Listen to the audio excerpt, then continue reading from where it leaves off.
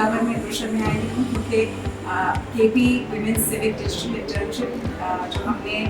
KPIT board के साथ और वर्ल्ड के साथ पिछले 6 महीने से जो हम चला रहे हैं, उसमें जो विमेन इंटर्न्स हैं, 50 विमेन इंटर्न्स जिनकी अभी ग्रेजुएशन हुई है, जिन्होंने 6 मंथ्स का जो स्किल्स वगैरह सीखे हैं, they created projects for them और अभी उनकी ग्रेजुएशन हुई है। And I am just so incredibly impressed to see कि किस लेवल पे उनकी स्किल्स जो है वो ग्रो किए हैं इन द लास्ट 6 मंथ्स और कितनी जस्टिस और दूर दूर से आते हैं इंटर्न्स, कोई चित्राल से हैं, दो लड़की जर्नी करके से जो स्वाद से डिफरेंट प्लेसेस, जो मेंटर्स हैं उन्होंने इसमें प्रोग्राम में बहुत मेहनत की और काफ़ी टाइम लगाया, इन्वेस्ट किया and women interns are so motivated.